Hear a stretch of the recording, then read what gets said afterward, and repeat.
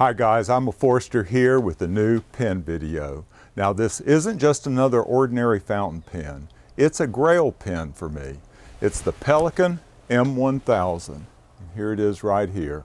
I first saw this pen about 10 to 12 years ago on the cover of a pen magazine, and I knew immediately that I would own it one day. It has a very classic design that fits me to a T.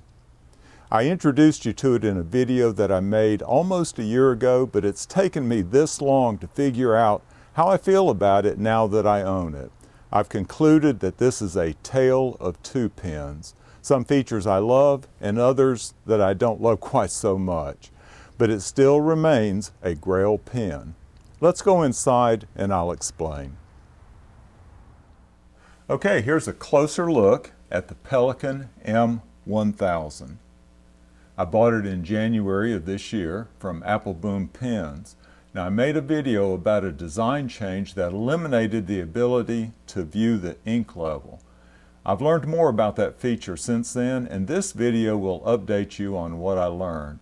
But first I want to cover how the pen arrived and the ink that I paired it up with.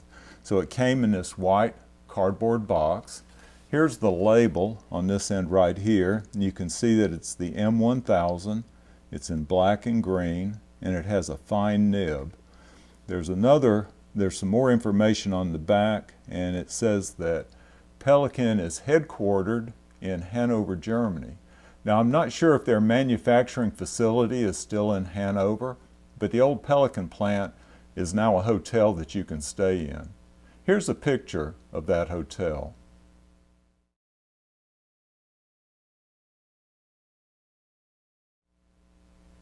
I've traveled to Hanover 3 times to attend the Ligna show, and maybe one day I'll stay in this hotel. Now inside this white box is a second box. This is silver colored, stamped Pelikan. It has a secure lid, and inside the lid is this nice faux leather pen case. And I haven't used it, but I really like this. If I carried the pen more often, I would use that. There's a nice cleaning cloth from Apple Boom. And then there's some information inside. There's an owner's manual, and the pen actually came in that little plastic sleeve. The ink that I've decided to pair up with this Pelikan is my Mont Blanc Irish Green ink. You'll see the ink in my writing sample later in the video.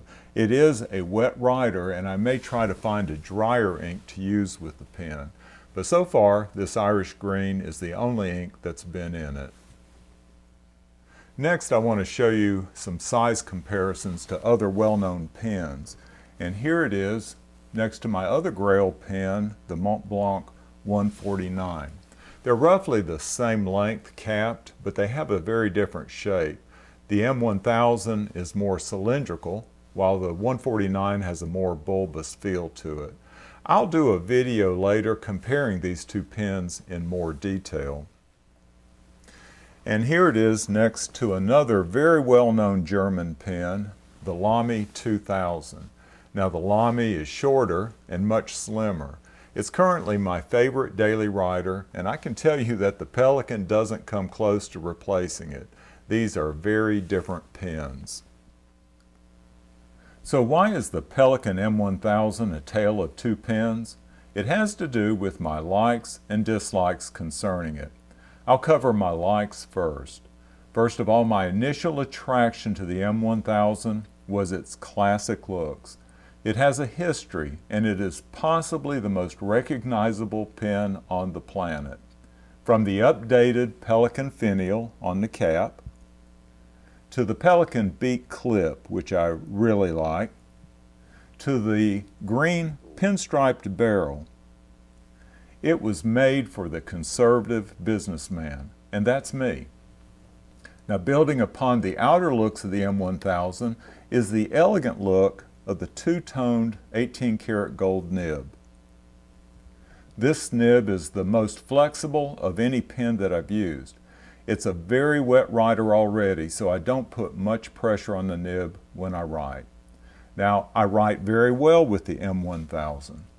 This pen has the heft and feel that lends itself to my large hands. I like larger pens in general, but I do have a couple that go beyond what I write well with. This M1000 is in a sweet spot for me.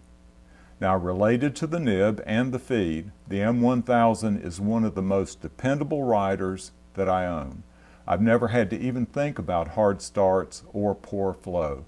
I take it for granted as long as it's inked up. So far it sounds like the perfect pen, right? Well, it isn't. Let me cover my dislikes next. Now, the difficulty in seeing the ink level is dislike number one. In my earlier video on the M1000, I said that the ink level wasn't visible at all. Well, I was wrong, and I can admit that. I learned how to see the ink, but only with a flashlight and under close examination. And I'm going to try to demonstrate that now. So you have to put the flashlight behind it, and you can barely see the flashlight shine through if down near the section. When you move the flashlight further up, you can't see it at all. And I don't know if you're going to be able to see this on the video, but I can just barely see the light at the very bottom near the section. But in practice, I never know how much ink is in the pen, and this is a major negative to me. Now, number two, I've mentioned that it's a wet writer. So wet, in fact, that I consciously try to not put any pressure on the nib. The ink that I use may compound the problem, but I found that it goes through ink very fast, even if I only write a modest amount. When I've tried to use the M1000 as my daily writer, I've been surprised each time when it ran out of ink so fast, and I had to resort to using a plain old ballpoint pen. Now, I ordered this pen with a fine nib, knowing that it would write broader than an Asian fine. Well, it does. It even writes broader than an Asian medium. It is really way too thick a line for my style of writing. I have to put a light touch on it to keep the E's, O's, and A's from closing up. Now, my last dislike is the cost, and you can look up the cost of this pen for yourself. It's hard to justify the cost of high-end pens. I justify it because I'm using mad money from side hustles to make these purchases. None of my salary goes into any of the gear that I review. And now for the writing sample. And I think you'll see that it's a very wet writer. So this is the Pelikan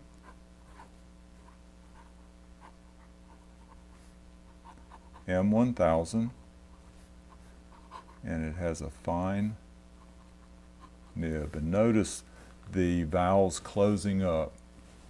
And I'm using Mont Blanc. I'll use a light touch now.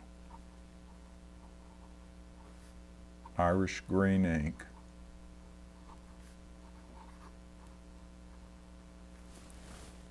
Okay, let me doodle a little bit. I'm trying to use a very light touch. Let me do that with a little more pressure.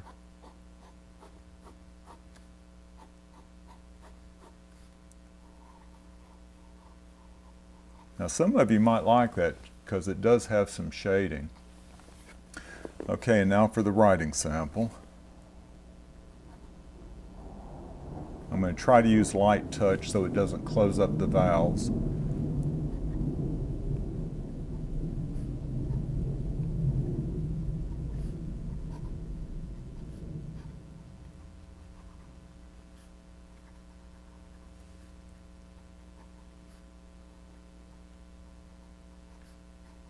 You know, that wasn't so bad.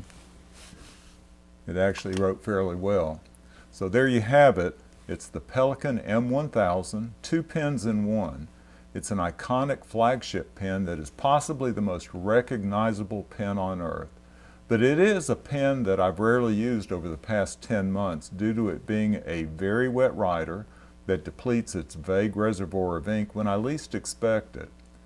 I've wanted this pen for over a decade, and I plan to keep it. It will be a niche carry for me though, probably to a business meeting in suit and tie. I hope you've enjoyed this video and y'all take care.